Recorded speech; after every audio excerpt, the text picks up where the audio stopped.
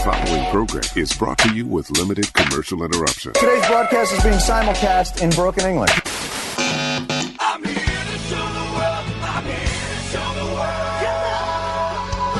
Welcome to the show that we're doing right now. What the hell are we doing on this show? Boy, that escalated quickly. I mean, that really got out of hand fast. It jumped up a notch. It did, didn't it? Let's go. What is this? Giggity, giggity, giggity, goo. Who else but The Q? it's showtime! Gentlemen, let's get down to business. Can you dig it? Can you dig it? Can you dig it? Can you dig it? Yeah, I can dig it, yeah.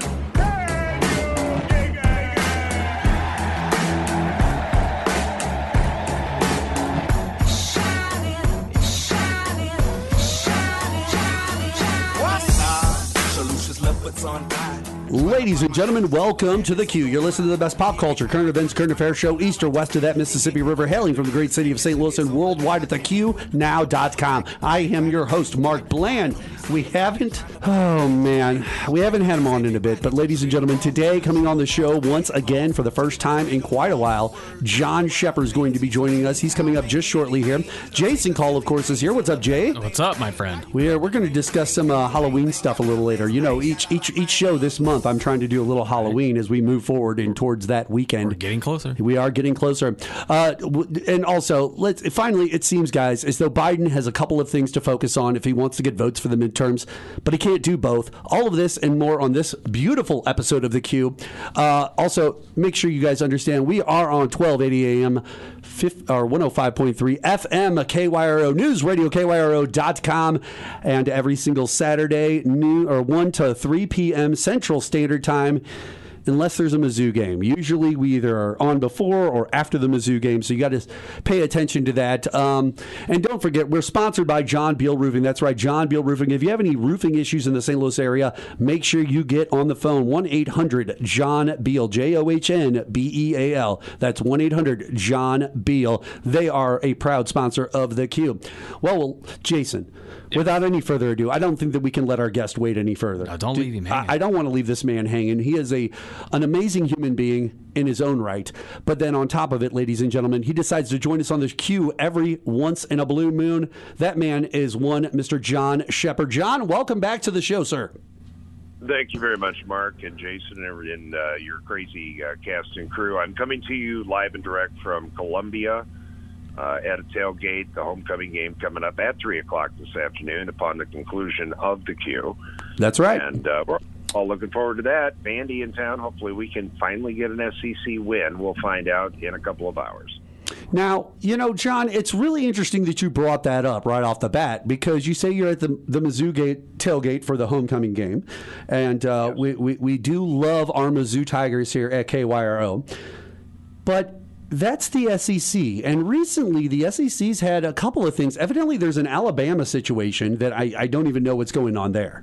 I think it's another one of these players touch somebody situations. But then we also have the Tennessee Volunteers game, and in the aftermath, right, they flooded the field, they took down the field goal posts. On top of that, Jason, not to cut you off. No, I got it. But on top of that, then there was a player from the Volunteers that I think ran into a person that was getting onto the field. It's basically the person was on the field. This was just a player that was honestly from the video and the view that I saw, still within range of the actual lines on the field. Like they weren't that far off the field. I mean, I get that they beat Alabama, but their reaction just seemed to be overkill. They're a top 10 team on there. They were like 8th or 6th or something like that. They beat the number 3 team Alabama and tore both their goalposts down and threw them in the river. Yeah, that's crazy. I think that, just for clarification, the player in question, Jermaine Burton, he's actually a wide receiver for the University of Alabama. Oh, okay. I'm sorry. I had that wrong. It wasn't a volunteer. It was at the Volunteer Stadium, though, correct? Yes. Okay. It was at and I think the second largest stadium capacity in the United States. I think Ohio State's first, Tennessee's like second or third. What's Ohio State's? If it's beating out the 110,000 at Michigan, it's like 112 or something. Yeah, it's huge. Oh, okay. I was going to say it's just another big one. You got Michigan, Tennessee, Ohio State, and I believe Texas all right in the top 4 or 5. But it's a big place. Okay. Rocky Top. So Brought to you by your local dental clinic. yeah, fair enough. So in this situation, the news has been taken over sports-wise in the last few weeks because of an NFL situation that everybody witnessed with Devante Adams after the Kansas City Chiefs game just last week or the week before. And Devante shoved a camera guy that was on the sidelines or by the tunnel as he was leaving to come off the field. And there was multiple views of the video that you could watch. And if you watch it from one side, it looks like the guy's standing there. But then if you watch it from a different view, you could see the guy walk in. So as he walks in, they intersect each other at the same time, and I think it was more of a response from Devante to shove the guy back or to get him away from him than it was anything, because he literally was caught off guard. And I'm wondering, John, in this exact same situation that we're dealing with in Tennessee, was this a situation where obviously, I mean, I just don't know. What's your take on all this? Well, actually, this is the third event or the third incident that's taken place in the last 3 weeks. 2 of them at NFL games, 1 at the college game. So the final field goal was kicked with no time left. Tennessee, obviously, number 6, upsets number 1, Alabama. Obviously, all heck ensues. As a matter of fact, to give you even more background, every time Alabama has lost on the road since, I think, 2009, the home team has torn down their goalpost. So, I mean, they're used to this. Well, that's a very good instance of showing you how well Alabama's been playing for quite a few years. Right? Yeah, well, I'm not an Alabama fan, but the truth of the matter is, if Alabama beats you, it's called Saturday. If you beat Alabama, you go tear down your goalpost and you throw your goalpost in the river, which is what they did at Tennessee. And they did a GoFundMe. They raised $160,000 to buy new goalposts, or else they wouldn't have been able to have a home game this coming weekend. So, and there is also that hefty fine from the SEC that Missouri's had to pay before, twice actually. 2 times they won the SEC East at home. They took the goalpost up to Harpo's both times, and that got into the pocketbook of the university for 100 G's. I feel like they can afford it. I don't know why. Wasn't there a school that took their goalpost to like the dean of the university? I feel like I remember reading that or seeing that they took either the athletic director or the president of the university, boom, right in his yard. Well, a couple of weeks ago, I was at the Mizzou game when they almost beat Georgia, which they were within 4 minutes of beating Georgia. And Chase Daniels, the former quarterback for probably one of the best Mizzou teams in the past 50 years, he went on Twitter and he said he was going to lay down $1 million bar tab up at Harpo's if Mizzou won that game. I bet he was sweating with about 4 minutes to go. Well, I mean, $1 million bar tab, that's a large bar tab. I just feel like at that point I just go to the local distributor of whatever kegs exist. Yeah. And I just get he gets 50 kegs and I just hand a bunch of cups out. Yeah. But, back to the incident at hand, the wide receiver, 4-star wide receiver, Jermaine Burton for the University of Alabama. And now, of course, Nick Saban, in true Nick Saban style, has said, we will handle this disciplinary issue internally within the program. Well, I mean, that doesn't mean that there may not be charges filed for simple assault. That sounds like the Nick Saban line that he gives all the time for everything. So we're going to handle this internally. Yeah, of course he does. But that doesn't mean there might not be charges filed. The only boomerang effect on this thing is the female who was on the field, according to Tennessee state law, and according to the tickets that were in her pocket, the ticket probably clearly states fans may not enter the field. She was guilty of trespassing. So, I'm not a schmuck.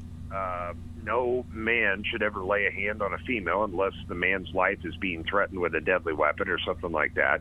That's clearly not the case. This was a 90-pound drunk sorority girl who was flouncing about on the field, and I guess she just ran into his field of path or whatever. Fair enough. And, he just kind of gave her a shove, knocked her down, and went on.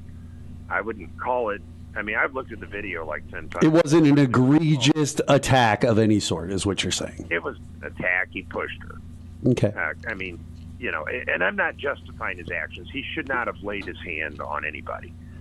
But obviously emotions are running high. College football is one of the greatest spectacles in the United States because the kids don't give up, unlike the NFL. When they're down by a touchdown, just hang their heads. These college kids are just fighting every single play till the game's over, and it doesn't matter what the point spread is. Was he wrong for doing it? Absolutely. Should the national media be making as big a deal out of this as they are? No. And should Nick Saban be more transparent with this? Absolutely he should, but that's the Nick Saban that we've grown to know and hate. Do we hate Nick Saban? I don't hate Nick Saban. Do you hate Nick Saban, Jay? I don't hate him. I respect him as a coach, but I think he leverages the people he works for unfairly by threatening a lot. At least he used to in the past. I see. Well, the reason I have maybe hate's a strong word, maybe a strong dislike, is what he did to LSU, leaving them in the middle of the season to go coach in the NFL, which didn't work out too well, obviously, and he came back to Alabama, their hated rival. No. We don't have a dog in that fight. But, of course not. That's what I was going to say. We just don't have a dog in that fight.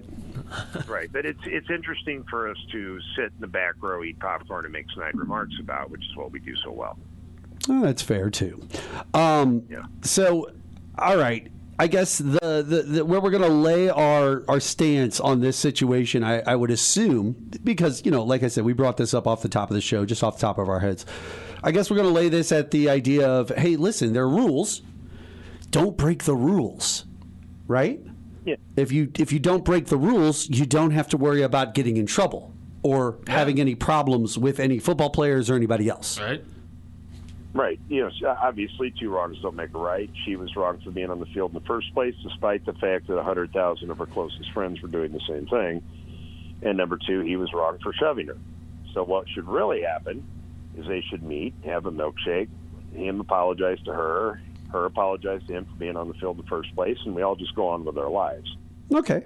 I'm cool with that. Like these incidents, when these things happen at this level, I really don't play into them too much. I understand that in our world of 2022, social media and the internet and the ability for everybody to constantly chitter chatter about anything or everything that's going on in the world is like a big deal.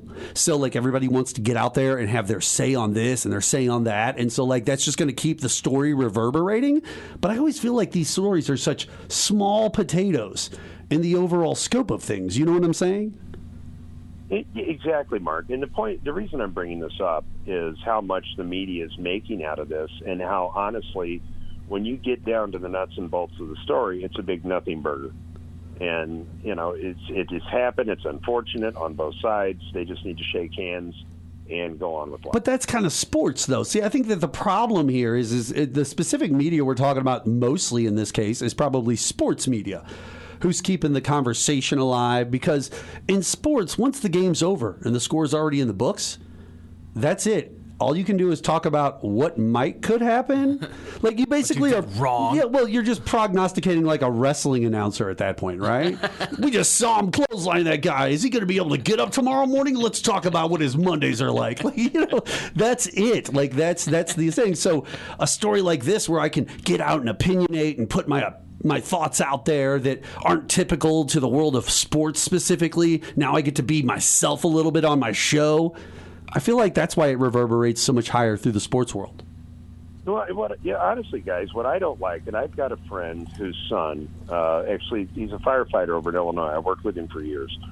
His son was a very good high school football player. He went on to a mid-major Eastern Michigan, and then he got drafted in the 6th round by the Dallas Cowboys. And he bounced around between a couple of different teams. I think he's on Jacksonville's practice squad now. Okay. But the amazing thing about how the media treats this, they push and push and push. And, it's a big deal when they get drafted. And then it's a big deal when they get signed. It's a big deal when they make the regular team. But then it seems like it's the opposite effect, that they're looking for absolutely anything they can find to tear these guys down. Now, I'm not defending the actions of bad people. Don't get me wrong. But I think part of what you have to accept when you enter that world of professional sports, and Mark, you would know this from the wrestling world, you live in a fishbowl. Yep. And just about everything that you do is on Broad Street. It's right out front. Yep. You can't make a misstep. If you do, it's going to be all over the news. And you're right. This was primarily cannon fodder for the CBS sports radios and Fox Sports and all that stuff. I think it got like a bare mention on like Fox News and CNN, but they didn't make a huge deal out of it. But obviously, the mothership ESPN is making a big deal out of it. And honestly, I've looked at this thing from about 10 different angles. I don't see the big deal. I think everybody can be better people if they just apologize, say, hey, it's an unfortunate accident, and just move on. I think you also have a lot of college fan, or just, let me say this again, not college, casual sports fans out there that do like sports. They'll watch their college football, their football on NFL or hockey or whatever it is. They'll get into it, but they really aren't the ones going to the games, buying tickets all the time. They might go to a game a season. I have an interest only so far. I hold my line right here. And by this story being out there, I'm just like intrigued. I come back around to it. And it makes my eyes go, oh, this is something different. I'm not used to this. I feel like that's kind of where we're at on this whole thing, John. Yeah, and honestly, Mark, I love college football. I rarely miss a Mizzou home game. I just love the spectacle of it. I like it that the kids, unlike the NFL, really give it 110%, and from the kickoff to the final gun at the end of the game. I love college football. I like it better than the NFL. You do, and that all started about the exact same time that season Colin Kaepernick decided to kneel started. So, like, you've been a huge college football fan for a long time, sir. College football is where the rivalries are. It is. Like with the NFL. Free agency, they move around. They don't hate, like players on the Eagles don't hate the Cowboys. But in college, more than half the team are from the state that they're in. So like guys on Texas grew up hating Oklahoma. Yeah. And that game is so much more fun to watch because the guys on the field don't like each other. Yeah. All right, ladies and gentlemen, what we're going to do quickly right now is take a break here on The Q on KYRO. When we come back, more with our friend Jason Kull as well as John Scheper, the man himself. We are going to be talking to him about a couple other things. We'll be back. Stay tuned right after this.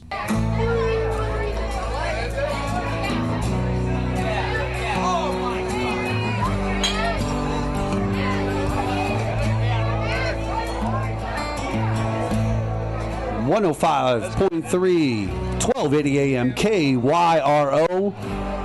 Mark Bland, The Q. Jason Kull is here. And we're joined by our friend, John Scheper, bringing us in with a little of the sublime, a little bad fish, as a request by our friend John Scheper. Correct, Mr. Scheper? Well, just tell me, Mark, are you a bad fish too? I mean, people might say that I'm a bad fish. It's possible. In what way? Like, here's the thing. I feel like I'm a very misunderstood person, and Jason knows this probably a little bit better than a lot of people. He's been around me outside of the business of radio and stuff. I pretty much kind of stay at my house and just kind of chill to myself. I'm never out and about. I'm never in anyone's face about anything. I'm just kind of keep to myself. And so, like, whenever I hear stories of you did this and you did that, I go, was I even there? Right, from my living room? Yeah, in my living room this weekend? Garage? Well, that's crazy. So no, John, I'm not a bad fish. But you know what? We do have some bad fish out there, John. And guess what way? Oh, that's right, ladies and gentlemen. The 2022 midterms, Jason, are coming up. Oh, they are. And we've got a lot of people. I've been trying to get Michael Sinclair to come back on. Hopefully in the next couple of weeks, we can get Mr. Sinclair to come on before the November 8th, I think it is, election. Very nice man. Very nice man. But he's in the middle of going up against one Mr. Nick Schroer. That's his opponent. And Jason, are we fans of the Nick Schroer? Would you say you're a fan of the Nick Schroer? No, because I asked him that very easy question, and he ignored. He said something smart and ignored it. Like, he literally just ignored almost everything that you said. How many votes have you missed?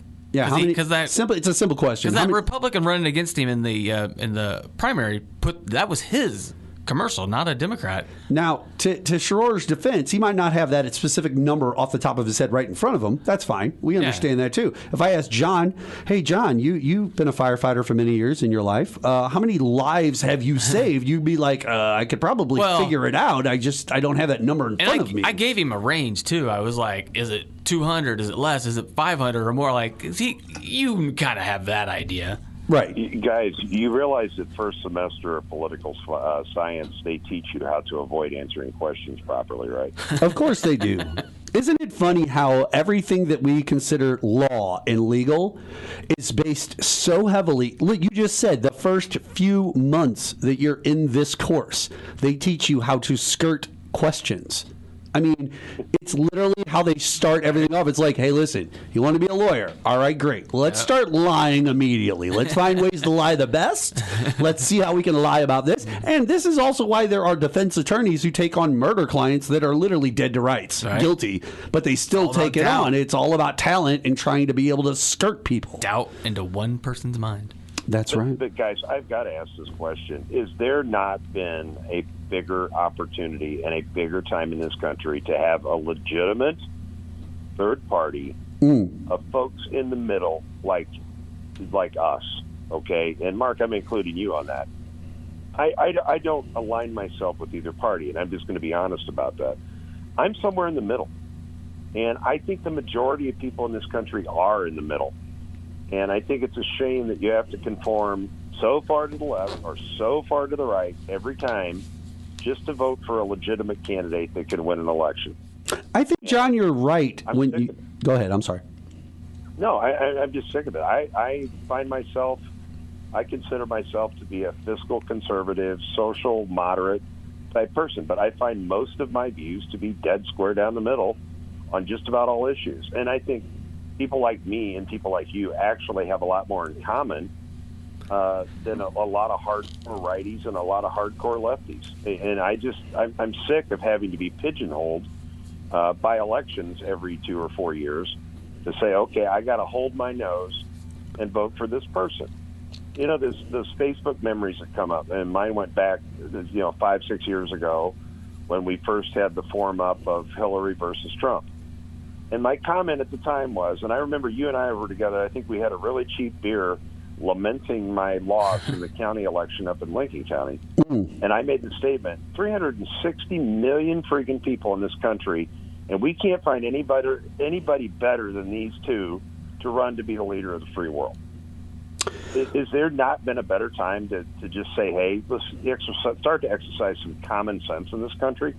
Well, I think that the issue we run into, John, is the way that politics is presented to the common person, to the lay person. It's this idea. So, okay, if I found someone, John, let's just take this a step further, okay?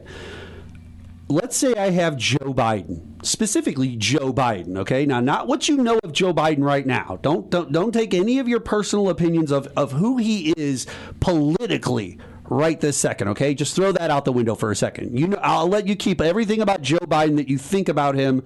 If he's got dementia and he can't keep up with his, day-to-day routine, and if he can't keep words properly, I'll let you keep all of that, okay?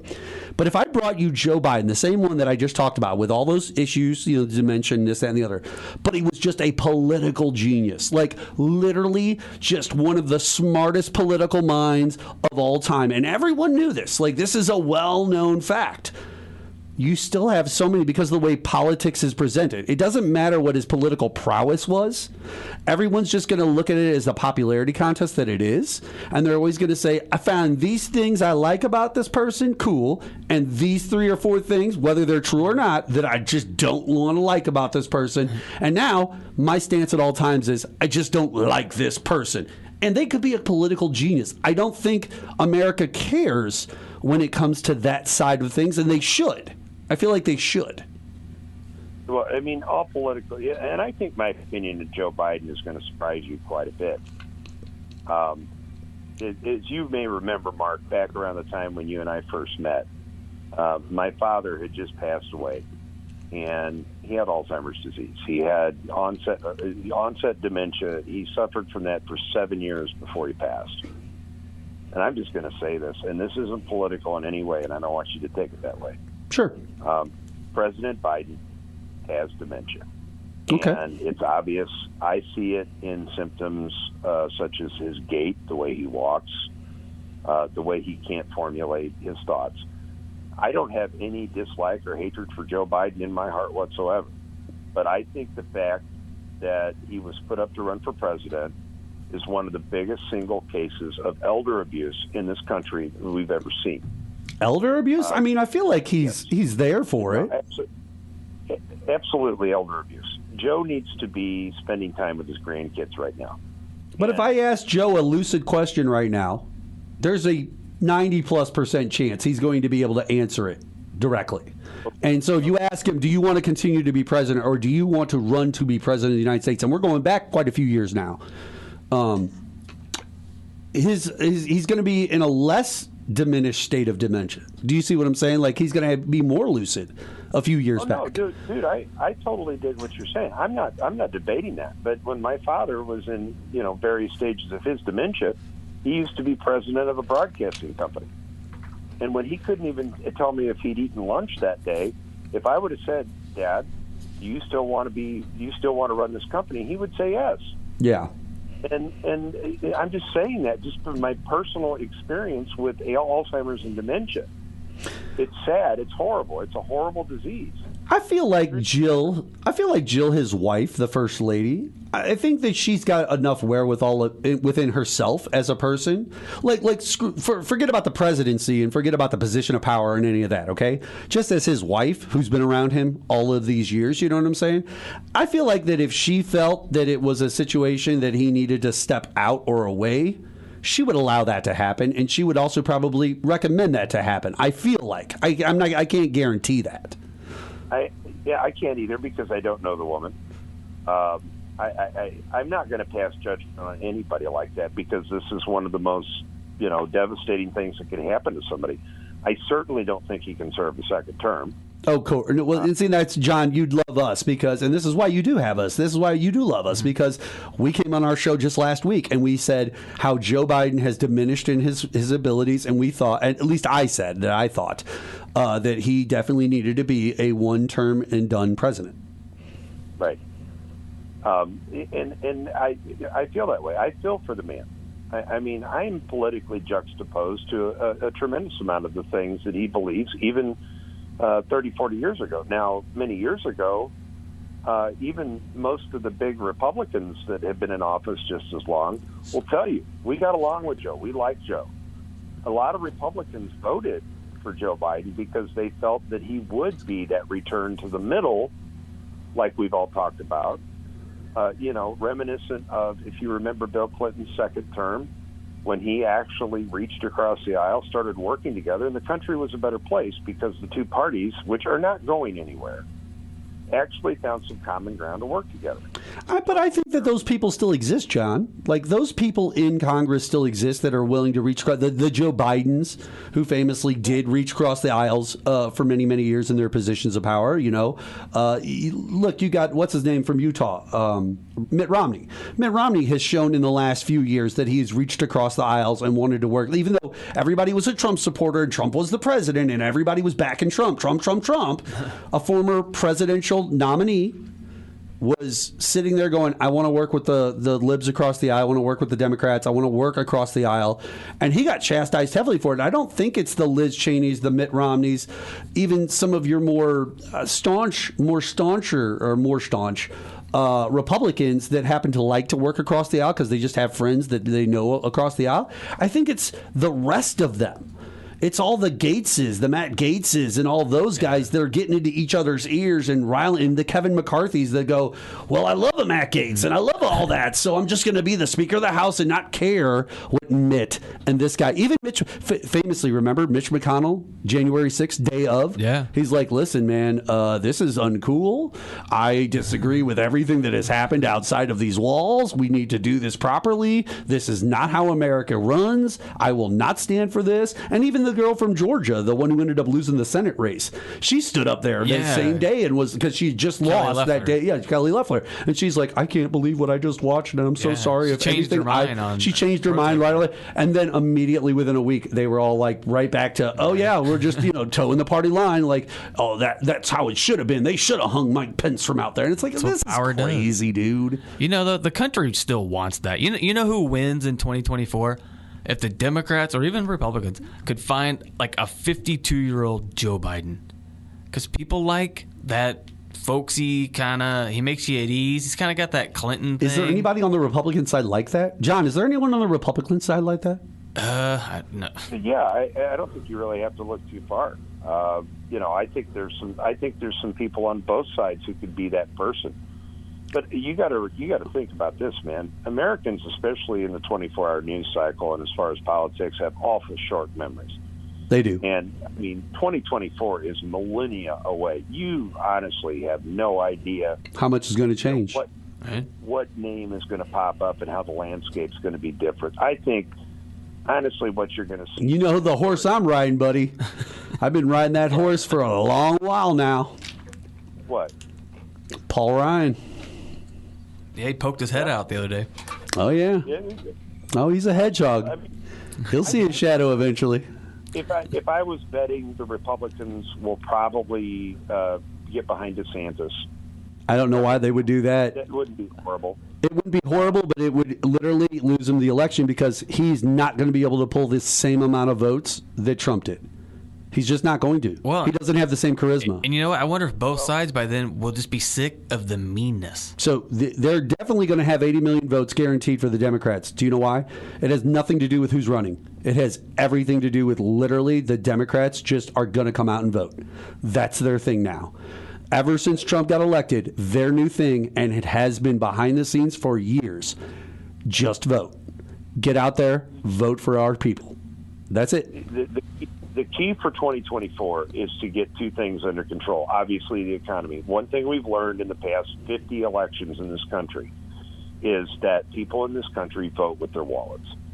And I don't necessarily blame the Democrats for the inflation. I think that was going to happen no matter what. Oh, yeah, I'm going to talk about that a little bit later. Yeah, okay, but what I'm saying is we've been on this amazing bubble for quite some time, and it really didn't matter who the president was. The longest term that we have ever been in this country without a recession, which basically happens every 6 years, is right now. We haven't had one in 13 years. Okay? We're due. We're way past due. It's going to happen. And, so I don't even consider that in the whole equation. I push that aside. The immigration thing and the crime thing is really the big thing that the Dems have to get under control. I don't like extremism on any basis. I don't like the AOCs. I don't like that stuff. I don't like the stuff on the far right. AOC's extreme? Common sense and bring everybody together. All right, well, hold on. We got to put a pin there, right there, ladies and gentlemen, here on 105.3 FM, 1280 AM, KYRO. John, hold on for a second. When we come back, we're going to have more with our friend John Scheper here after the break. I've got to find out what he's thinking is going to happen in this midterm.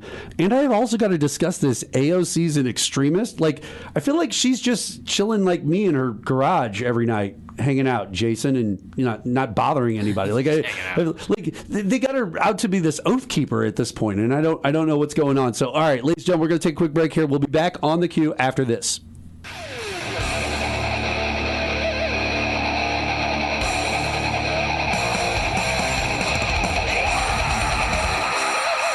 .1280 AM KYRO.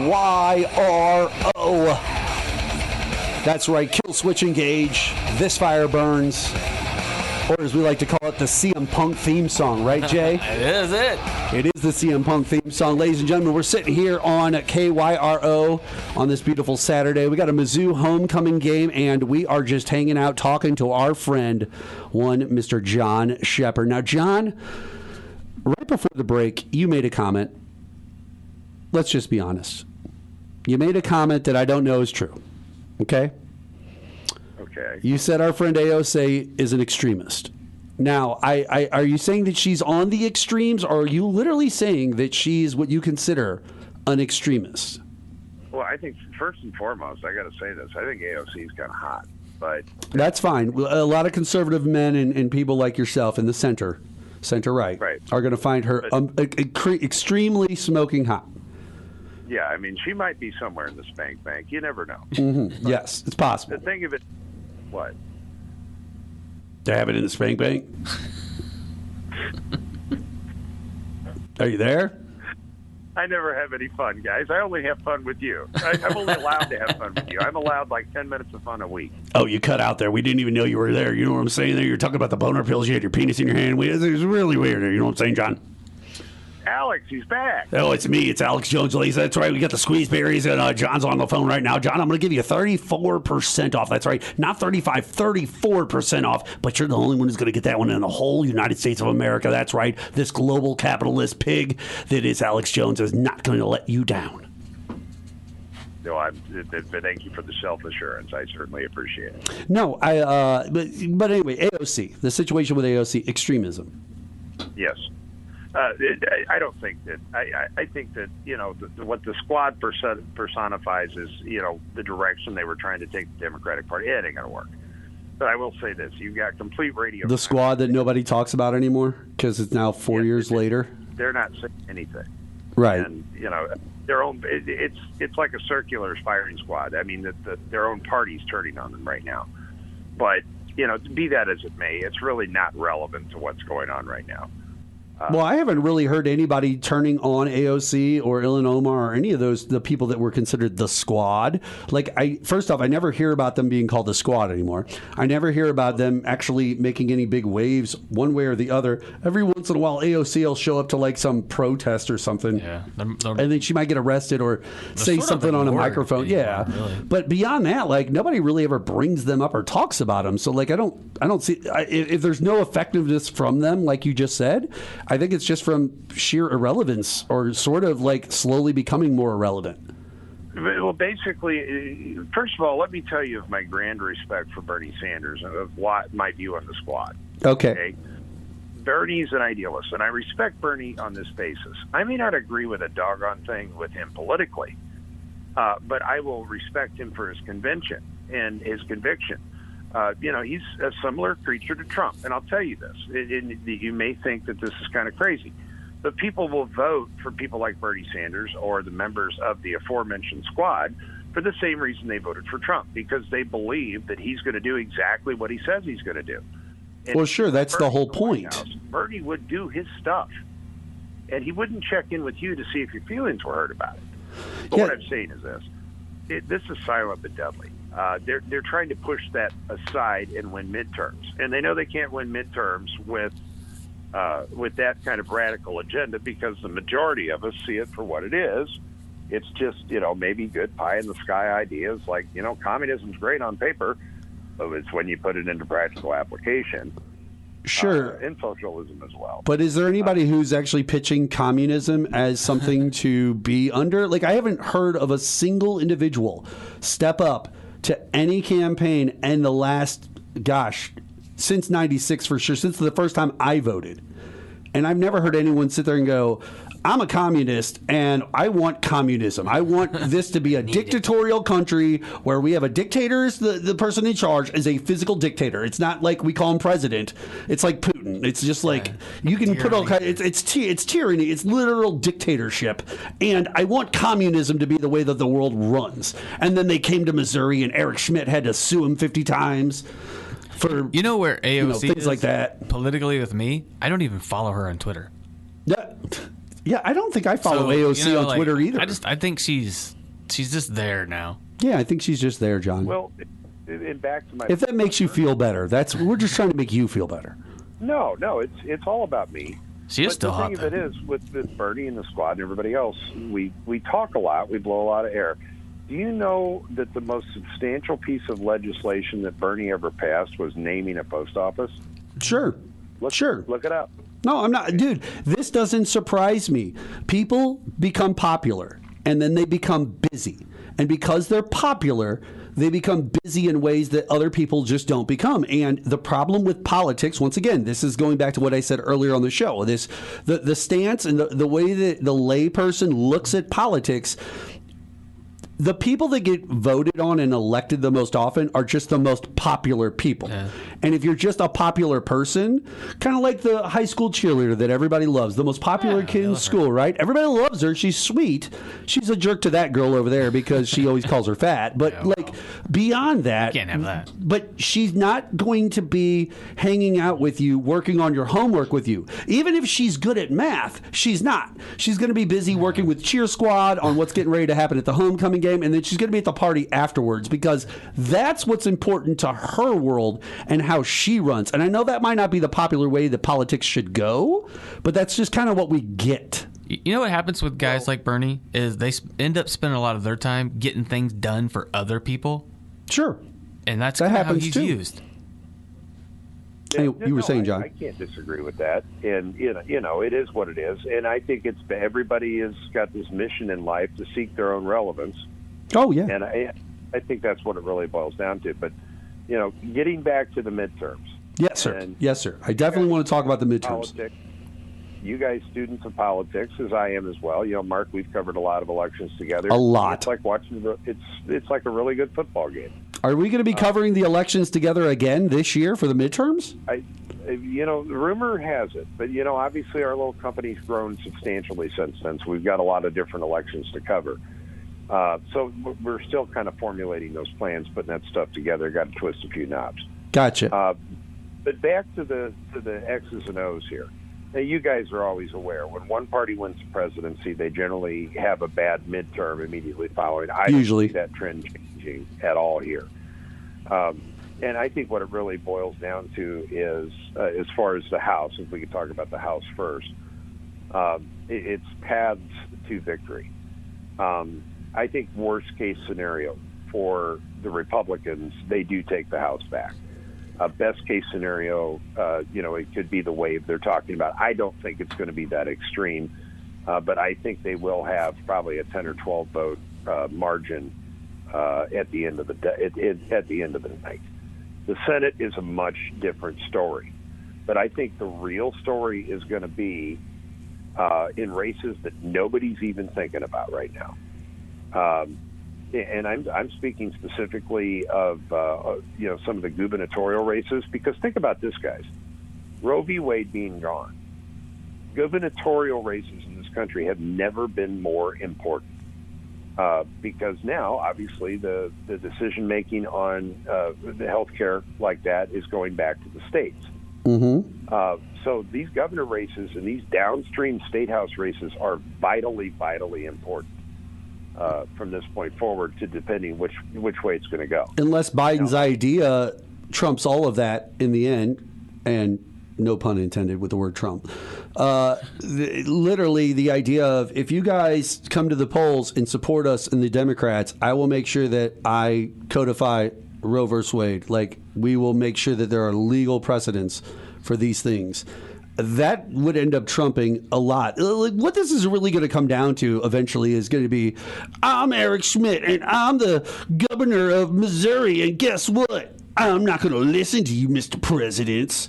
And it's going to be like, okay, if you don't listen to us, then we'll just come take. Or you're no longer a part of the United States. Well, then we're no longer part of the United States. And the minute we all leave the United States, we're on our own. Missouri has nothing to make money with. So then they turn around and just go walking right back, just like a lot of the Confederate states did after the Civil War, and go, can we be a part of this again so that we don't fail? Mark, I don't think that's hardly a comparable scenario, but... You don't think so? You don't think that could happen? No. Okay. No, I don't think... It already happened once in history. I don't know why it couldn't happen again. It's a much different time. And as bad as we think things may be in this country today, they aren't near as bad as they were in 1861. Okay. But I got Eric Schmidt literally suing over everything that could, like, didn't he just sue, like, about COVID-19, like, something that had, just like in the last couple of weeks or something?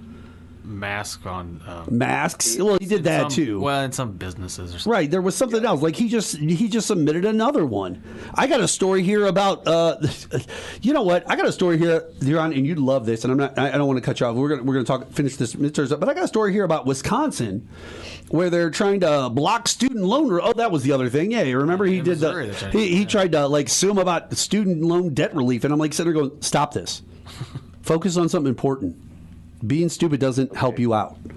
Now, just let me say this. As a current graduate student in college, yes, the student loan repayment would help me greatly. That's fine. I don't think it's ever going to happen, and here's why. I thought they already set up the site and it's already moving forward. The site's already set up, but nobody's been approved yet. And here's why. Well, sure, it's going to take time, yeah. I think this was a political maneuver, okay? And I think as soon as the midterms go away, that is quietly going to disappear. That's just my prediction. I could be wrong. You think it'll disappear after the midterms because Congress will just come in and just like swipe it down and kill it? Yeah. Okay. So this is the thing. But that right there is the problem with America. Do you see what I'm saying? Like your argument for the only reason they vote for a Joe Biden is so that he'll do the things that he says he'll do for them, and that's why they'll vote for an AOC or a Trump or whoever. And it's like, okay, great. So everybody votes for these congressional people to get involved in the game. The first thing they do is they come in and whatever's on the table, they go, I hate that. I'm taking it away. And it's like, okay, so you're not open-minded. It's not an unbiased aspect. It's just this is the way they're going to be. But we could sit here and argue about that all night long, John. When I got you here... Let me just give you one. That's not the reason that I think it's going to go away.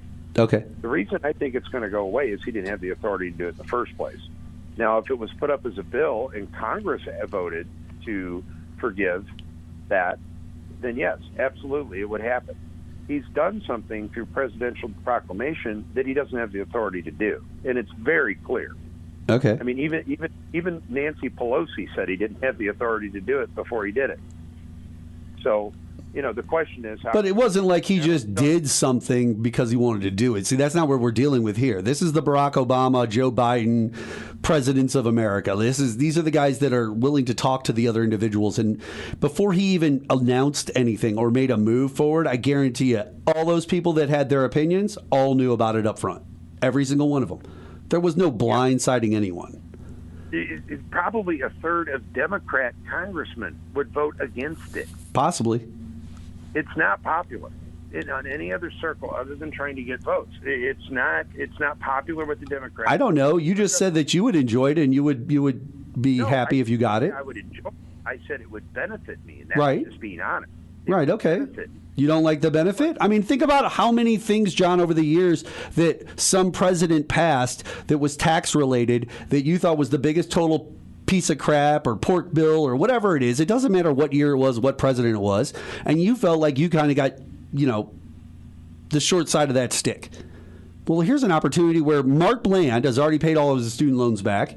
He doesn't get to benefit from this. Jason Kull doesn't get to benefit from this at all. But you, John, will get to benefit from this. And you could chalk it up to simply going, all right, it's what I'm owed from some other stuff in the past that I didn't like the fact that went that way. Well, Mark, I'm not denying it would benefit. I'm not saying it's necessarily a bad or good thing. Okay. What I'm saying is we can't, in the process, wipe our butts with the 10th Amendment.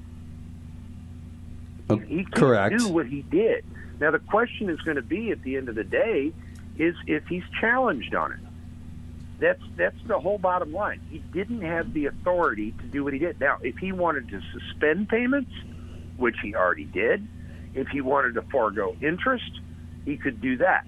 He cannot. He does not have the authority as the president to forgive debt. He can't do that. Only Congress can do that. Right. And they know this. So this is, you talk about pork barrel politics. This is pork barrel politics at its purest form. All right, John, I hate to cut you down here, but what I need to do is we're getting ready to hit up against this break. I know you got a heart out. You got things you got to handle in your life. And we've been talking about this midterm stuff this entire segment. I want to know, top of your head, for everybody out there, Jason, get ready. Let's make some proclamations here. What do you think about the midterms? Where's it going to go? Do you think you said it's going to flip? And me first? Yep. I don't see any way the Republicans don't take the House back. I think at the end of the day, the Senate remains a 50-50 split. That's what I think. Okay, Jay, what do you think? I think the House flips because ridiculousness. Redistricting just makes that possible. But I think the Democrats either hold or gain maybe a seat or two in the Senate because of just bad candidates by the Republicans. Yeah, that's statewide election and not districts like that makes it easier for Democrats to win. Yeah, I'm with Jason on this one. I think that the Senate might actually gain a vote of some sort, possibly in the situation. I don't think that there's going to be as big a flip on the congressional side as people are trying to give it. You know what? It depends on if the next 3 weeks, if Trump says or does anything crazy that pushes more middle ground people to be like, you know what, we can't have this. Or if some of the congressmen start saying crazy stuff like they're going to do. This won't take 10 seconds, but I want to take you back about 4 or 5 years ago when we were on a completely other radio station in a different state. I asked you, and this is before the presidential election, what does Trump need to do to win the presidential election? You thought for a moment, and you said keep his mouth shut. And you know what? You were absolutely right. Had he kept his mouth shut, he would have won. Yep. And Jason, to your point, you're right. I don't see it changing from a 50-50 split because I don't see where the Democrats are going to pick up a seat. I see them holding serve. I just don't see where they're going to pick one up. Fair enough. Fair enough. Well, ladies and gentlemen, listen, I want to first, John, I want to thank you so much for taking time out of your busy schedule to even chat with me and Jason here on the Q. We really love it when you come on the show and we get a chance to pick your brain and talk to you about politics like we just did. And I know a lot of people out there who listen to the Q every single week. They're a big fan of you also. So thank you so much for doing this. And hopefully you're right, man. We'll see. Maybe I'm right. Maybe Jay's right. I don't know. We're going to figure out who it is. And whoever ends up being the most right owes everybody else beers. Or wait. Well, Mark, I've got to get back to the tailgate. I've got a stag and a Marlboro Light calling my name. So. Fair enough. Fair enough, sir. All right. That's John Scheper, ladies and gentlemen, here on 1280 AM KYRO. We'll be back on the Q with me and Jason Kull after this.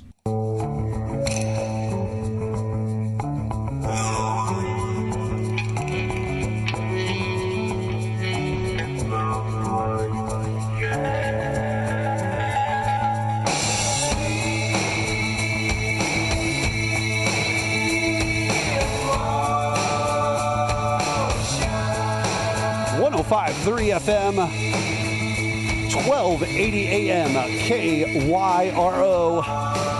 We've got that Mizzou tailgate going on right now. We got the homecoming game coming up after this episode of the Q. John Scheper standing there. What did he say? A natty light, a Marlboro light, a stag? I can't even remember. Did he have Old English? He could have had like malt liquor or something. Maybe it was I don't know. It was a Marlboro light and a stag. It was a Marlboro light and a stag? Yeah. Wow. Drink down there. Crazy. Ladies and gentlemen, welcome back to the Q. Of course, Mark Bland, Jason Kull over there. And, my goodness, we really love having our boy John Scheper on. Always good to talk to him right now. Always nice. Always nice. So, ladies and gentlemen, I've got some things I do want to talk about. You know, we've spent the last hour of the show talking about politics pretty heavily, but we're not done yet. Oh, no. We're not done yet at all. All right, so here's the thing. Jay. Yes. When you hear the name Ducey, when you hear the name Ducey, what comes to mind? What do you think of when I say, "Hey Jay, Ducey"? Doofus. Doofus? Doofus. Doofusy? Doofus. Both of them. Sonny and the man. Ducey. Yeah. Peter Ducey. His dad. Yeah, but I'm talking about the younger one who works for Fox and who likes to sit in the presidential pit at the press conferences for the press corps. And so they're all important. Unlike you, there's no one thing. Biden's baffling response when Pete Ducey, a reporter for Fox News, asked him if his top domestic issue is abortion or inflation. Biden highlighted abortion rights in his Tuesday speech this past week. Democrats are using the issues across the country after Roe versus Wade was overturned. He has called inflation his top priority. He got asked whether inflation or the economy was the top priority. He then appeared to try to dig at questionnaire Peter Ducey of Fox News. Unlike you, there's no one thing, he said. Biden apologized to Ducey earlier this year after calling him a stupid SOB. That's right, if you remember that. But the reason I brought that up, Jay, is obviously right now, We're walking into these midterms. Yeah. This is something that we just got done talking with John about, and I wish we had a little bit more time because I'd love to hear his opinion on what I'm getting ready to say now. But I feel like that the Democrats have kind of thrown a few things out there that they've said kind of are where that they're looking at, okay? Obviously, Roe versus Wade was a big deal to a lot of people earlier this year. Yeah. There's a lot of people on the liberal side and Democratic side that are worried about Roe versus Wade and how this is going to affect their lives and how it's going to move forward on the federal level and the national level, no matter what state they live in. And, you know, John brought up the states' rights, the 10th Amendment, all this, that, and the other. And I got to remind everybody that the Constitution of the United States of America only applies as long as you stay a state of the United States of America. So if you become this just like general wart on the butt of the United States of America, like a Missouri could possibly become, or like a Georgia or an Alabama is, or a Florida is right now. Do you see what I'm saying? It's very easy in that situation for this to go that direction. But the Democrats have explained that Roe versus Wade.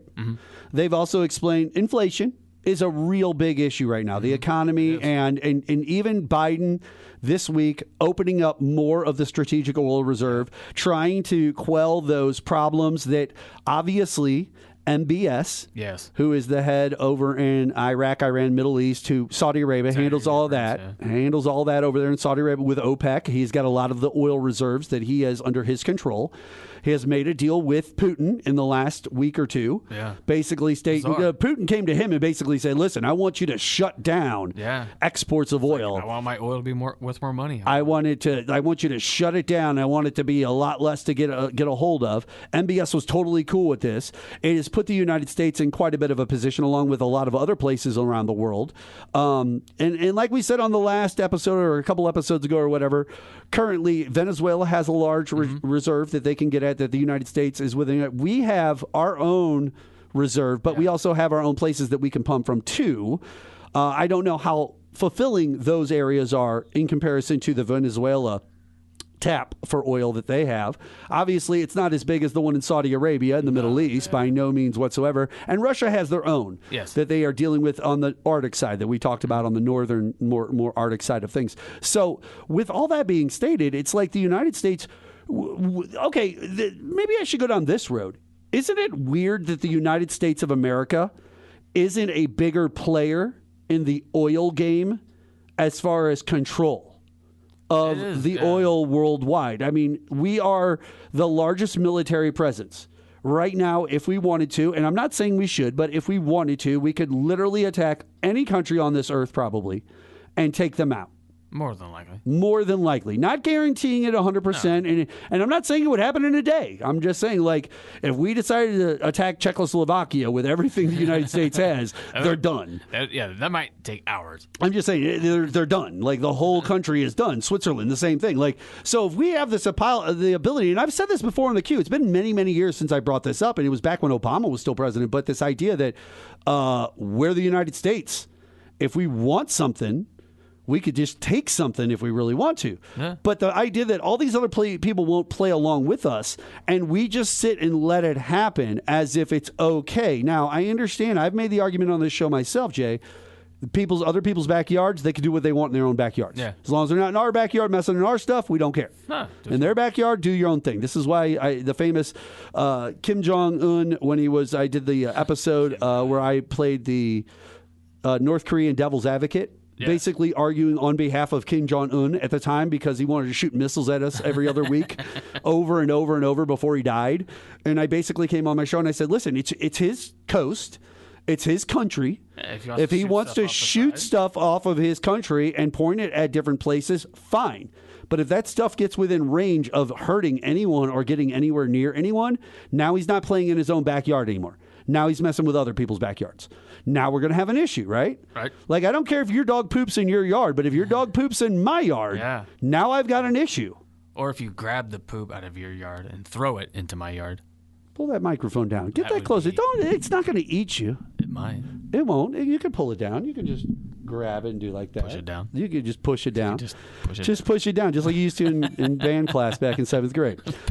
So I wanted to talk to you and ask you about this real quick. what do you think the most important issue that the Democrats should focus on, specifically leading into the next month and a half? I think or actually, 3 weeks? I'm sorry, 3 weeks. They should have come up with something for inflation that they could push.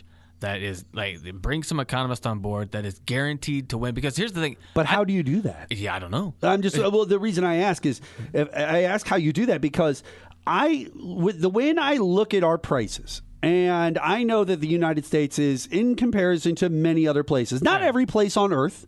Okay. Yeah. There are other places on earth. There are countries in the Latino world and the Spanish-speaking world that, and if I'm saying that wrong, I apologize, not on purpose.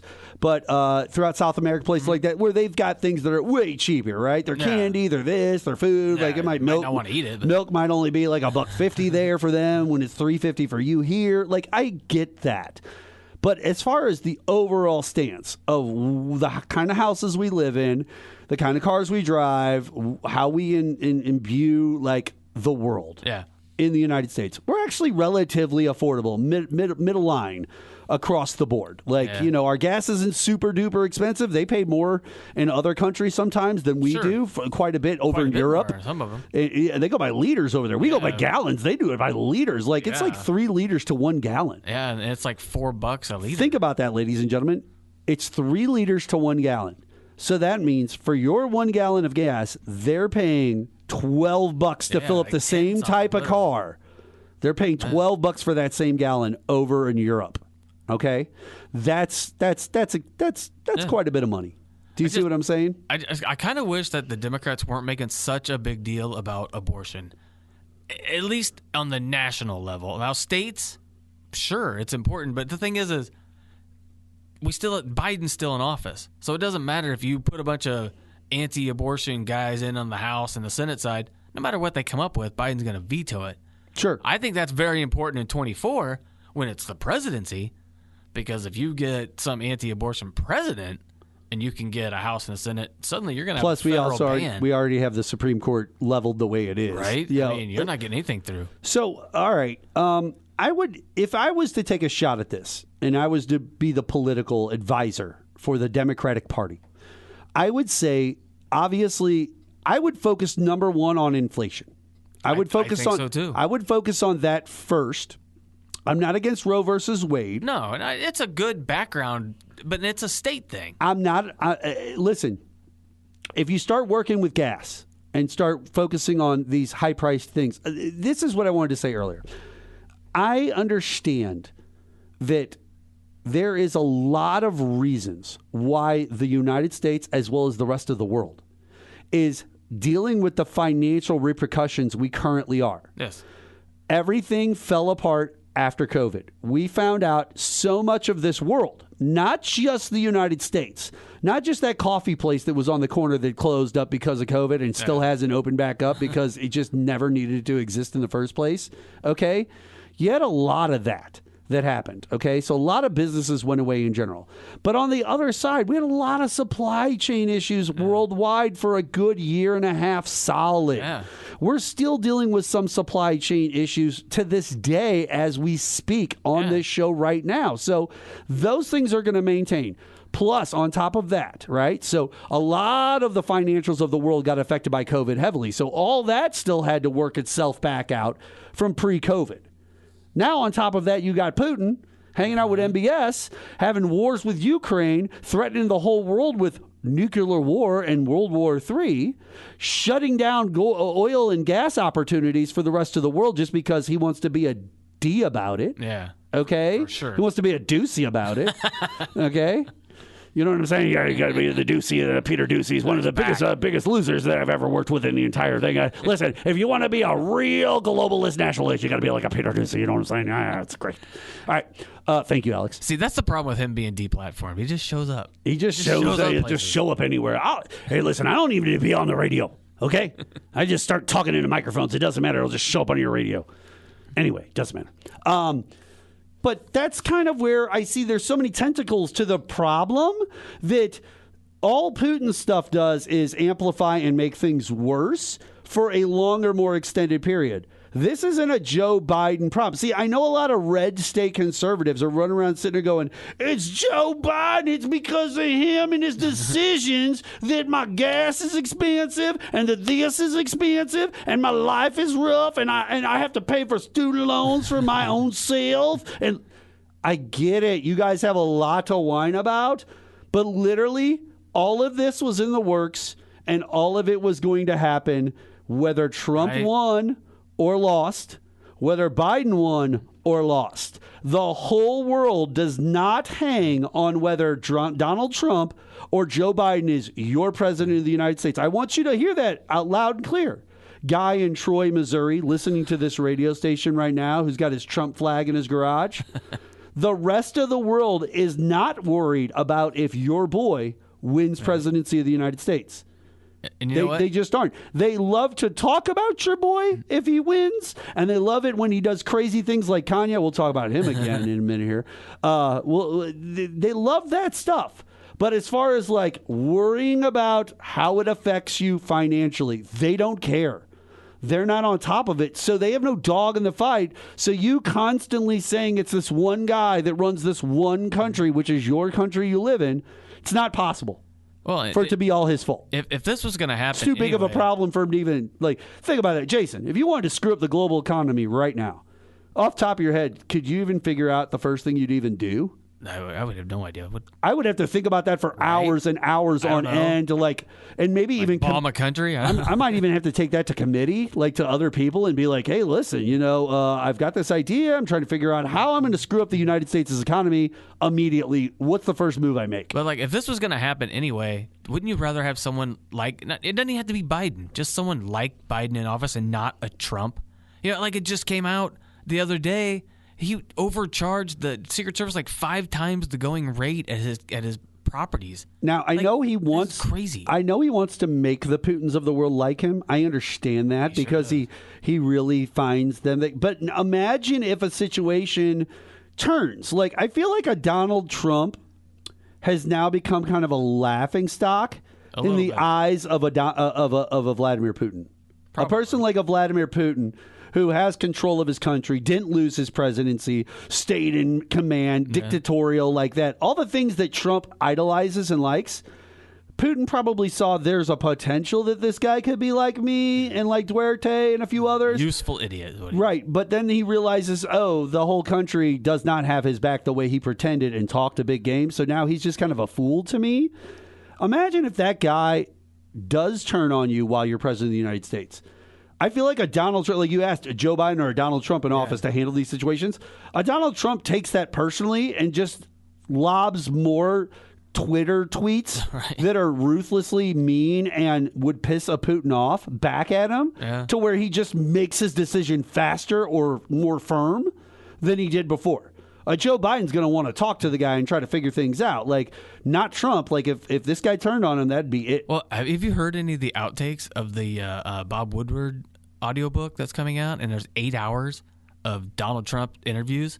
And in these interviews, I've heard of the Bob Woodward book, and I've talked about some of the excerpts in the past. Last week, the tapes came out. They've been playing excerpts of them. And he literally is showing Bob Woodward classified information and telling him, I don't even know if I'm supposed to show you this or not. I mean, here this is. He's showing them capabilities of other countries. He's showing them this is documents. It. And that's the thing. Think about it. What was he doing at Mar-a-Lago with those documents? Who was he showing it? Because to everybody. He knew Bob Woodward was recording him, and he still did it. Yeah, ladies and gentlemen. What does he do when he knows no one's listening? This is the kind of stuff that makes me so angry. I have to send it to break. We're going to take a quick break here on 1280 AM KYRO. When we come back, more with myself and the Q and Jason Kull after this.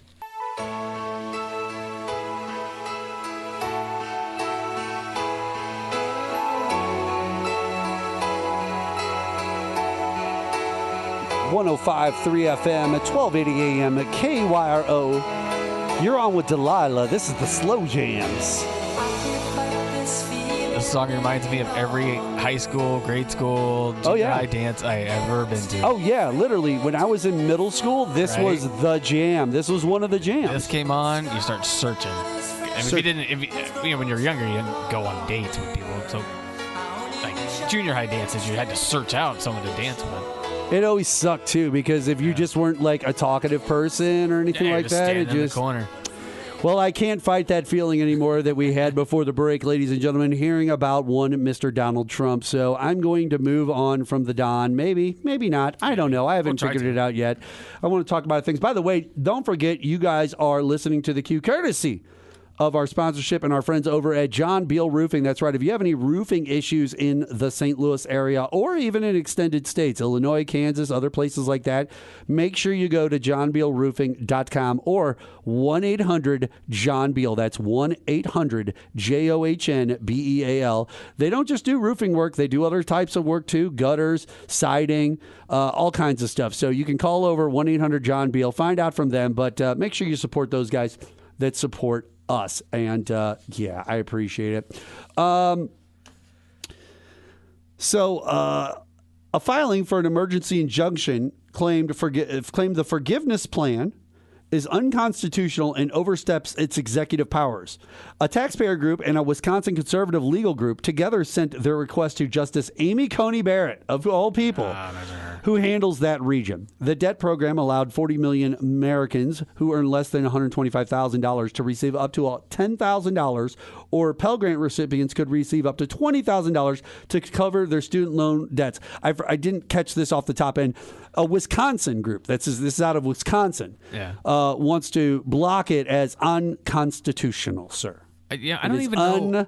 Unconstitutional. First off, it's federal student loans. So the states, I don't even know how they have I thought standing. you had states' rights. I thought you guys had states' rights. So what you're saying is Joe Biden and those evil liberals want to come into the state of Wisconsin secretly, behind the scenes, digitally.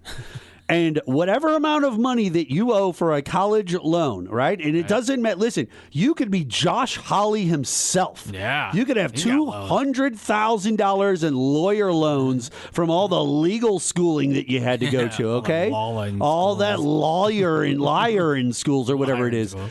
Listen, you could be him, $200,000 had a Pell Grant, so you get $20,000. Yeah. They're going to come in digitally without you even knowing. They're going to take $20,000 off of what you owe. They're going to take it away.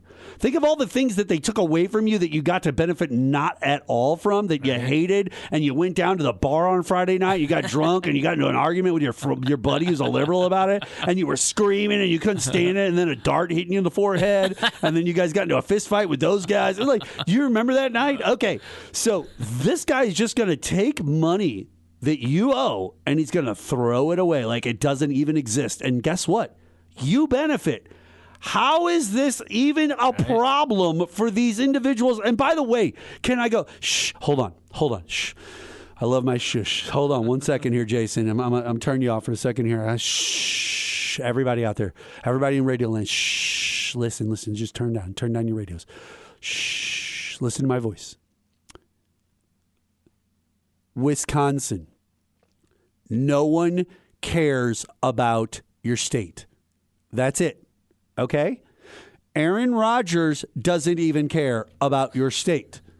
The Green Bay Packers are the only thing you got going from your state, technically, that other than milk. You have milk, right? Milk and eggs? Do they got milk and eggs up there that way, Jason? You're from Iowa. You're from a state that's kind of like that. Eggs, yeah. They got milk and eggs up there? Okay. It's around. Other than milk and eggs and the Green Bay Packers, your state brings nothing to the table opinion-wise or even red state-wise, strong enough for any of us to care, other than you share a border with Canada. That's it.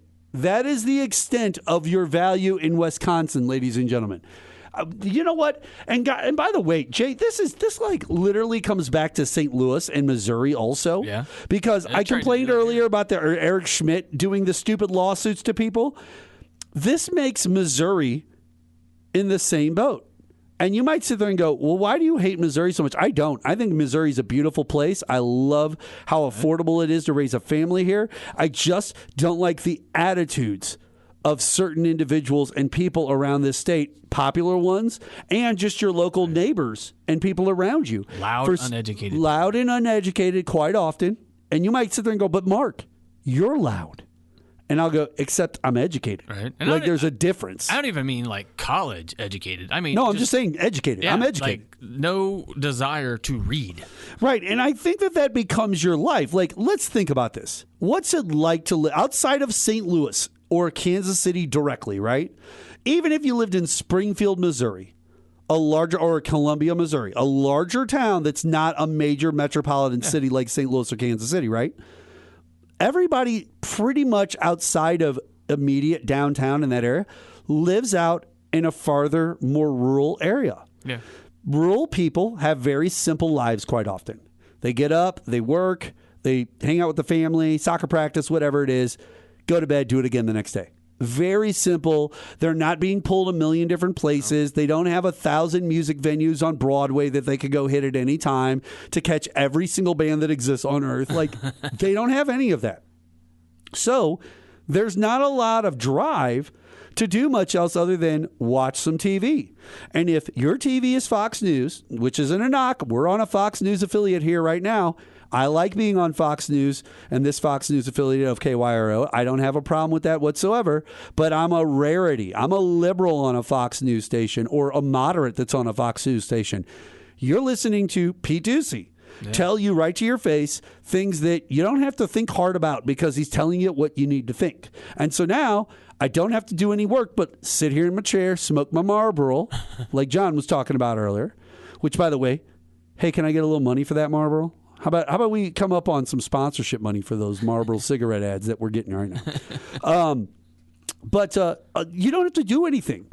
You don't have to put any effort in to do anything with your life, right? And in a city of New York with 10, 12, 13, 14, 50 million other people, right? There's a lot of fighting each other to get to the top of the food chain and keeping you on your toes and keeping you driven, right? You live on a freaking road that's a quarter mile long that you're of one of only 3 houses on. Yeah. And literally you're a mile apart from each other on this the first quarter mile gets to your house. Now we got to go another quarter mile to a half mile to their house, and another half mile to the next house. And guess what? That's it. And all 3 of you do the same thing. You just work, raise your families, eat some beef jerky. I don't know, whatever you guys do out there. Like, I understand. I understand because we live on the outskirts of St. Louis. It's still a major metropolitan area. We live in suburbs, but we're within 15 to 20 minutes of rural areas, like places that you could hide a dead body. Or within 15 minutes of our house. For sure. It's been done. I'm sure it has been done. I'm just saying, like, nobody cares about how angry you are about them trying to help you out. Nobody cares about how you want to sue for COVID masks and whether that they were distributed properly to your state. Like, a lot of your states played that 10th Amendment states' rights. I'm not going to follow any rules. I'm going to do what we want here. I'm Governor Mike Parsons, and I say this, and it goes. You know what I do like about St. Louis, though? What? In the area, the metro area, it's small enough to where it doesn't take a long time to get around and do stuff. Sure. But it's big enough to where you can get away from each other. And every big band, for the most part, comes through here. You can see stuff. You can, like, shows come here. Things happen here that you don't necessarily have to get involved in 3 hours of traffic to see. I'm sure, listen. I'm sure living in a New York, an LA, and a Chicago, way more exciting. The top 3 cities, those top 3 cities, just population-wise, I would say, of course, living in one of those 3 cities is probably a lot more exciting than your general life in every other part of the United States of America. Now, city number 4, 5, 6, 7, Dallas just seems like St. Louis, but 3 times as big. Like, just physically more spread out because they have a lot of ranches and like ranch land around Dallas. It just feels like, so it's not like you're going to, like I said earlier, Broadway has every band on earth playing on it at any one given time, right? You could go see In Flames and Korn and Panic at the Disco the same night at 3 different venues within a mile of each other. Literally, that's New York. But in Atlanta, large city. Still also pretty rural on the outskirts. Yep. You start to get into the wallows of Georgia, those hollers, right? Well, all those small towns in your TV shows, those are all filmed right outside of Atlanta. Okay, so this is my point, ladies and gentlemen. yes, those top 3 cities have that excitement factor you're looking at where you live in an apartment or a condo, whatever, in the city because you have no choice and you can walk everywhere and there's always a pizza place open. Got it. Atlanta's twice as big as St. Louis. Dallas is like twice to 3 times the size of St. Louis.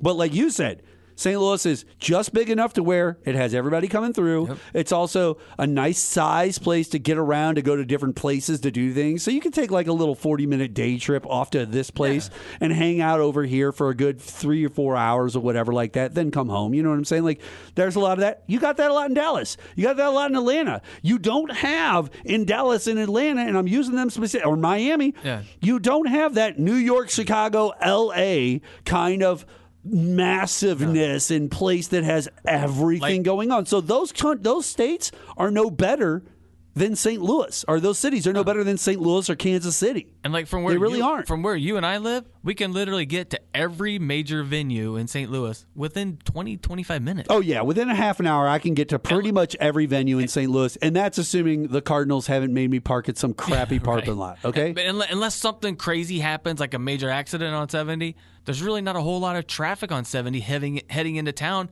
even when something huge is going on. Yeah, it's just it's a nice, even flow city. It just happens to be filled with some less than. Jay, this is going to be some sad news for the same city of St. Louis that we are currently broadcasting from. Are you ready for this?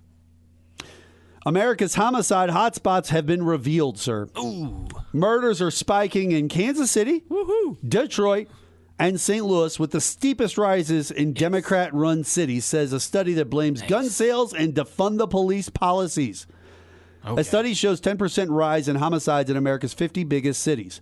Kansas City, Detroit, St. Louis, New Orleans, and Milwaukee are the worst hit. But, guys, if I could just, before I get to the end of it, well, let me just get to the end and then we'll talk about it. Denver, Chesapeake, Madison, Arlington, and St. Petersburg fared the best. Cities with Democratic mayors saw steeper rises than their Republican-led counterparts. Experts blamed everything from low police morale to soft on crime, prosecutors, and rising gun sales. All right, let's talk about this. St. Louis is a city that is on this list. Yes. St. Louis is a city that has been in the top 3 for murders over the last 20 years. I would say at least 18 out of those 20 years. We've talked almost every year. Yeah. St. Louis is either at the top, second, or third on the list of most murders in cities. Yeah. Think about that. It's not Dallas. It's not New York. Now, I understand that the way these things break down have a lot to do with the way the city breakdown is, as far as like the borders of the city in comparison to other cities of the same size and the amount of population. I understand I understand all this. We don't have to talk about all that.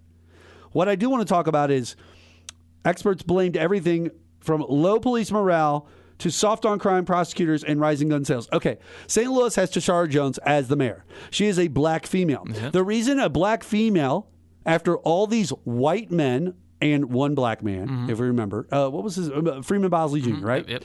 Other than Freeman Bosley, Tashara Jones is a black female mayor. Okay?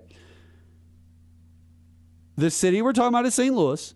The reason those individuals get elected after all these white people in a red state like Missouri is, and St. Louis being in the middle of that red state, and a lot of red state Republicans live around St. Louis. This is a Trump area. The reason is because she looks like the people that live in her area. And the area she lives in is St. Louis. The city she's going to run is St. Louis, Missouri. She is a black female, and she is going to run that city. Now, it says right here, Democratic mayors saw the steepest rises. Well, Democratic mayors who happen to be black in many cases, not all the cases, but in many cases, some cases, they are in areas that represent them. Those are areas that are already on these charts anyway, that are already having these issues. What's always amazed me about lists like this is there is no way, in my belief, that if you took the St. Louis metropolitan area as like 50 square miles in every direction, right? 25 minutes from the arch in every direction, right? There's no other city 25 miles from its center of population that has less murders than a St. Louis or a Kansas City, or even a St. Peter's or a Chesapeake or these other Arlington or Denver. Yeah. Okay. Listen, Arlington is outside of Dallas. Okay, Dallas is a huge red state. It's a bunch of old white men that vote for what? Old white men. So it's just a bunch of old white men doing old white men things. That's why their mayors are not Democratic. That's why their cities don't have Democratic policies. And whatever murders would happen in those areas, rural places are not like everywhere else, okay? No, not sure. The 5th precinct in New York City's downtown is a lot different than the Troy or Madison County or whatever police department. They are just two totally different things. And we're going to talk a little bit more about that when we come back here on the Q. We're going to take a quick break. I'll be back with Jason right after this.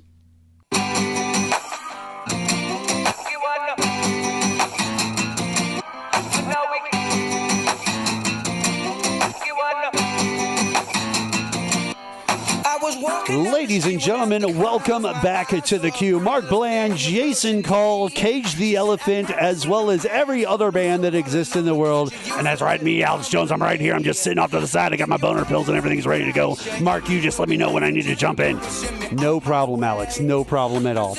All right, ladies and gentlemen, we were talking about these murder rates that are rising before we hit the break. And before we get out of here, I definitely got to talk about a little Halloween stuff. We got the Halloween coming up, and I told you that I was extremely excited about the Halloween, Mark. There's going to be a lot of Alex Jones fans out there. I got my Jeffrey Dahmer costume in the mail just yesterday. Great, Alex. Thank you. Thank you so much. I appreciate that. But I just wanted to finish up on this Democratic mayors versus the Republican mayors. Yeah, your cities that tend to be in rural areas are going to be more red state held. They're going to have more rural and Republican-style mayors. And those are going to be areas that typically, because I don't know why this is, okay? And you can take me to the bank if you want on this one later. Or you can take me to get some lashings if you want to. I don't mind either way, however you want to do this. Either way. But I will tell you this. There just seems to be in areas that are more urban-based, more murder. That's it. I don't know what to say. There's less murder out in the farmlands. I'm not saying murders don't happen, and I'm not saying murders don't go away, but I'm saying there are less physical murders on a day-to-day in a smaller town like a Troy. Yeah. Or St. Peter's or whatever. You know what I'm saying? I mean, in comparison to an urban area that's massive like a downtown St. Louis. Well, these larger cities that have the crime rate and the murder rate, the reason that they have Democratic mayors is because a large amount of people live there, and people, for the most part, like Democratic policies. So the fact that they're Democratic mayors of these cities that have out of control, gang problems or crime problems, that doesn't have anything to do with that mayor. No mayor in the world is pro gun murders, crime and drugs. Guys, Joe Biden is not pro this. No. He's not pro that. Platform. Donald Trump wasn't the worst gambling offender that we've ever dealt with as a president. We're not just going to make things up and then try to attribute them to people. All right, let's move on, Jason, because I can't get out of this show because we got this homecoming game for Mizzou coming up. Yeah, right after. That's sponsored by John Beal, too. 1-800-JOHN-BEAL for that, too. Okay. I've got a Halloween bucket list ideas. Nice. I got a Halloween bucket list that was sitting here, and I wanted to go through some of these because I feel like maybe you and me got a few stories in us, but also let's see how many of these things that we've actually achieved on this bucket list because it is a holiday. We've been alive for a long time dealing with this holiday, so maybe we've achieved most of these. I don't know. I have 101 of them. All right. So let's get started off. We'll start off with these unique ones, okay? Plan a trip to a ghost town. Have you ever been to a ghost town? I have not. I have. Jasper, Arizona. Yeah? It is a legit old mining ghost town. Nice. It's beautiful. It's right outside of, where's the guy who's got the beautiful sunsets? Sedona. It's outside of Sedona. And, I have planned a trip to a ghost town. And it was dope. Oh, wait. It was. You know what? I take that back. I have been to a ghost town. There is a town near my hometown where I grew up called Powdertown. That was an old town that I think they had like a munitions plant or something like that out there, and it was abandoned and everybody left. I got you. So technically not a ghost town per se, but No, that's there. You can walk around. That's fair. Also, we got Alton, Illinois, right across the river here. That is a ghost town. That is what I would consider a haunted town. Yeah, I've been to a lot of things over there. Been on the Travel Channel. Yeah. Run a Halloween themed 5K, sir. No, I have not. Do you have I have run a 5K. Do you have the need or the want? Like, No, I feel why would like, I do that? why do the. Okay, listen. I used to run cross country, and I loved it. Okay? Yeah. I'm running 503 miles. Okay? Like, I wasn't running like a chump. Like, I was hauling butt. I was running, and I enjoyed it. And I did it competitively for quite a few years in high school, all 4 years of high school. But my point being is never at the end of a 5K did I go, I'm looking forward to next weekend. Or the 3K or whatever it is. Like, I never said I was looking forward to the next weekend. Because I knew another 3-mile race was coming up, and it means I had to run fast for 3 miles, in competition. It wasn't like running on trails or anything like that. Gotcha. Number 3, organize a Halloween hayride. Now, I've been on Halloween. I've never organized one. I've been on I've always a few. lived in town, so I feel like that's a I've been thing on if a you live few. on a farm. If you live on a farm, it's your farm, then you're organizing hayrides. Fair enough. I could see that. Yeah. Wear a glow-in-the-dark skeleton costume. No. So, you know, where you got like the all black on and like creates Johnny and like, Karate Kid? Yeah, kind of like Johnny and Karate Kid. Yeah, sure. Well, Johnny has. I wish he was here. I wish Zabka was here. Cool, dude. Old Zabka hanging out with us on the queue. Career resurrection. We should try to get Ralph Macchio. I've met Ralph Macchio. Yeah? He's a germaphobe, just like Howie Mandel. Like Howie Mandel. I had to like do the whole hand thing and everything knuckling? before I could shake his hand. Crazy. And then he had to like wipe his hands down afterwards. It was kind of crazy. Host a potions and cocktails evening. No. Nope, never done that one. It just sounds like a Halloween party. That sounds like guys. getting drunk. Yeah, that just sounds like. I have. Yeah, I've gotten drunk on Halloween before. I've Sure. had some potions and cocktails. Play tag with broomsticks between legs. Well, no. That sounds like something completely different. Sounds like a John Scheper. Hey, Mark, I got the boner pills over here right now. If you want to get those broomsticks out, we can start shoving them in each other's butts. Calm down, Alex. It's not that kind of tag, Alex. It's between the legs. It's just between the legs. It says play tag with broomsticks. Easy, really sorry about that, man. I'm at 45% off all my boner pills, and I'm just saving all this money over here, so I got a lot of broomsticks. Okay, cool. All right. Fancy dress escape room. I don't understand I've the never fancy even done dress. an escape room. You've never done an escape room? No, we should totally get an escape room guys to come on the show. I've been adjacent to an escape room, but I wasn't on there. I wasn't there on time, so they went in. I feel like if we got Jonathan stuck in an escape He room, would lose his mind. But then if we purposely told them no matter what, don't let us out. Don't let us out. Like you just keep acting like we didn't figure it out. He would lose his mind. I'm only afraid of that because I think he probably has like a cyanide pill in his teeth. I think he'd bite it. On number 9, now I've not done this. My son was a Ghostbuster last year. It says become Ghostbusters. Oh, I mean, I guess is that going to the real Ghostbusters? Is that like going to the ghost town again and just hanging out? Right? Like that's what we've talked about. We want to do. We do want to do this. By the way, there's these two guys, and my son watches them. Their name's Sam and Colby, and they like to go around to haunted places. They're just YouTube guys that do YouTube channel, and they're just really well known. But like they know Mr. Beast, and so like they're really popular and super up there. So they know a lot of those well known YouTube guys. Yeah. And they have them come with them on some of their shows. They go around to different haunted places around the United States, including the Lent Mansion they did here in St. Louis. Yeah. And they've got like a camera crew of like 4 people filming on top of the 3 or 4 people that they're filming. Do you see what I'm saying? They got like a crew of 7 or 8 people just to do this small little thing. And I'm sitting there going, if I had to try to do this with the show, I got to get me, you, and Jonathan, but then I got to get a crew of like 5 camera people just to film us do this ghost hunt. I want to encounter a ghost. I don't want like some crazy ghost that like loosens my lug nuts as I'm driving down the road, like in movies. I don't want that kind of ghost encounter. I want to see like an apparition. Like, you know what I mean? I don't want a ghost to haunt me and like attack my soul. So have I ever told you my Lemp Caverns story? Yes. Okay, so yes, I've told you the full story, but and the story after. And I'm not going to the house. Right, I'm not going to give everybody like that's a good 30 minute. That's a really good 30-minute story, and I've talked about it on the Q before. There have been many episodes way in the past on Halloween. So look at our old Halloween episodes.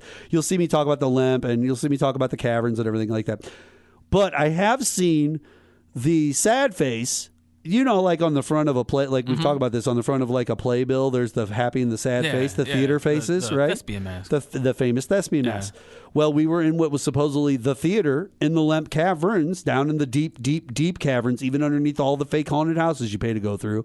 And in that room, as we were walking out, we saw the sad thespian mask style on the wall, like it was glowing, and it wasn't there, and before we left the room it went away, but we all saw it. And for you metalheads that wonder what we're talking about, it's the Theater of Pain album. There you go, Theater of Pain stuff. Number 10, picnic at an abandoned landmark or place. I don't know if that's okay. This is Halloween.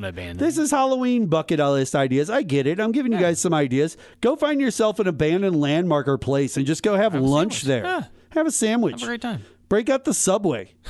Another sponsor of our show that we need to get money from. Marlboro, Subway, Eric Schmidt. He's got all those damn commercials Stag. on. Stag. We've talked about, I think, Old English I brought up. Malt liquor. Hey, Alex give me Jones some Billy crowd. D. Williams action, right? All right. Some other things you can do. Attend a costume contest. I've done that. I didn't enter, but I've been there. My brother famously came to a costume contest I was the DJ for. Like I was actually DJing like music. Yeah. It was at a nightclub type business or whatever like that. Like a restaurant with dance floor, whatever like that. Yeah. It was a place like that. And he ended up winning. He came as the year that Osama bin Laden. It was 9/11. Yeah. The same year as 9/11, 2001. Yeah. He came as Osama bin Laden with a noose around his neck and a bullet through his forehead. Nice. And dressed up in the full garb all the way from the Middle East and everything. I bet that was Like pretty it was. He won. You know what? I also And everybody yelled at me because they said it was nepotism, that like he it was an won awesome because I was like, costume. no, everybody voted for this guy and he just decided to go that far out. You know what? I too have DJ'd a Halloween costume contest, and the guy entered as a flasher. He had a trench coat on, and he literally had no clothes on. And he just flashed people. And that was his costume. That's fantastic. All right. Have a spooky movie marathon. You choose your series. Okay, Yes, so I have. if you were to do this, what horror movie or Halloween themed horror down that road series would you choose to tell people they should do a marathon of this? I have done it. Universal monster movies. The Universal, the Wolfman, Dracula. The originals only? The originals, the 30s ones. All the Universal The Black Lagoon, monsters. the Blue Lagoon? The Creature from the Black Lagoon, I think the Werewolf, Frankenstein, Bride of Frankenstein. Mummy, You know all of what? it, yep. You can go to most stores or Amazon. You can buy them in a set. Okay. Do that, people. I would say that if you're going to do a spooky movie marathon and you don't mind, why don't you try out Scream? Right? I Why would not? say Scream's first movie is so good, The first, and the other few 10 minutes are fantastic. And the few others, the other one I would do, and I would just recommend to people, would be the 28 days later, 28 weeks later. Those. And Scream is about 4 now. There's 4 or like 5. 4 or 5, plus the newest one that just came so out you to got like some- bring it all together. So yeah, you got a few in kill there. some time there. Obviously, you can always do the Michael Myers Halloween series if you Halloween, want. That's always great. Friday By the way, can I talk Nightmare real on Elm quick? Street. I'm a huge horror fan. Yeah, I heard you're upset. I watched the new Halloween Ends movie. I haven't watched it yet. Now, listen, ladies and gentlemen, I'm not going to spoil anything for anybody. If you want to watch the movie, be my guest. I want you to make your own decisions. I have talked to people who've told me they thought it was good. But I think the majority of people were kind of like laymen when it comes to politics. Mm-hmm. They're the ones that know that horror movies exist, understand that this movie is of a popular franchise. They might or might not care about said franchise or the storylines that run throughout the series and the themes. That's where me and one of my good friends who likes to watch these movies got lost, because we felt that there were some things that they kind of threw away and did that they probably shouldn't have. And it was like, that kind of takes away from what we loved about the Halloween. The last one, Kills, was fantastic. Yeah. Kills was really good. But I was just disappointed. So I'm going to watch it now that I found out it's on Peacock. I'm just being honest, ladies and gentlemen. I'm being trepid about this. I'm just telling you to be trepid. That's all I'm saying. Here's some things for couples to do. Wear Halloween couples costumes. Got it. Murder mystery jigsaw puzzle. It's for couples. Oh. Cuddle while watching a scary movie. Duh. That should just be Friday night. Yeah. I love to cuddle with my wife all the time. damn it. Jesus Christ, Alex. Your wife doesn't even like you. She's trying to take the kids from... You're divorced. Your kids. You're just following her around. I don't follow her around. That's not true. I was not in that black SUV. Okay, bud. It's just one thing after surprise each other with Halloween gifts. I used to love to give her this. Listen, Jason. I heard your story. You know who the first person to ever dress up like that was? Who? It was me, Alex Jones. That's right. I had the lizard out of the package before anyone could tell. Lizard out of the package. All right. Jesus, Alex. Go for a moonlight stroll. Sure, you could do that. Of course. Haunted board games. Got it. How about this one? Halloween costume ideas. We did some for 2022. These are just some generic ones I want to throw out there too before we get out of here on the show. Okay, got this Mizzou homecoming game coming up. I'm excited. I want to make sure I listen. You could be the cast of Twilight. Ah. That'd be kind of cool. You could go as Jeffrey Which, Dahmer by the way, eating ribs. Twilight now is old enough to where like it can be that ironic old costume that you wear and be like Team Jacob, Team Edward. Like you can play on that, and people be like, "Oh, dude, I remember that in middle school." That's like a 10-year-old movie. Dude, it's from like 05, 06. Yeah. Like we're talking. It's been around for a while. Zombie apocalypse. Everybody loves zombies. You could do that anytime.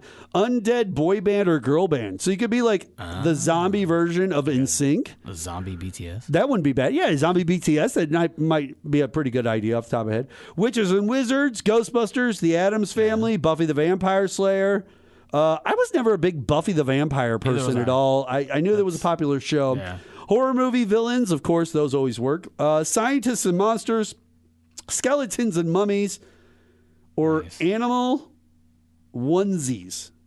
Oh, have you ever like done pajamas. an adult? Have you ever done like an adult onesie? Have you ever worn one with the footies and everything? I've seen people wear them. I have seen people wear them too. Unfortunately, an emasculated person in my family I watched put up pictures on Facebook that they really should not have. I don't know if those are still there. That was many, many, many years ago. We're talking like 08, 09, 2010, somewhere in that range there. They did this, and it was just like, this is not why you should use social media. Ladies and gentlemen, that's going to do it for us on this episode of The Q. First off, I want to thank our sponsor, John Beal Roofing, 1-800-JOHN Beal. They are the guys to go talk to on every episode of The Cube. Also, I want to thank Jason Kull. Thank you so much, Jason Kull. And John Scheper, thank you for calling in so much and being a part of our show today. Ladies and gentlemen, we have got the Mizzou tailgate finishing up. The game's getting ready to start. So we're getting out of here on the show. Anything you want to say before we get out of here, Jay? Go Mizzou. Go Mizzou. Also, theqnow.com, TheQNOW.com. Old episodes, new episodes, everything in between. Hey, I got to get out of here too, Mark. I'm trying to get out of the show without you, Alex. Kick off, man. My goodness. I'm so sorry, man. I promise. Okay. The apologies are just rolling out. Ladies and gentlemen, thank you too, Alex. It's okay, Mark. I really appreciate it. Thank you so much. Okay. That's the most normal thing he said this entire time, Jason. It really is. On that note, ladies, we're going to take that. We're going to go to the casino. We're going to hope the Mizzou Tigers win. We're going to get out of here on KYRO. We'll see you guys next time on The Q.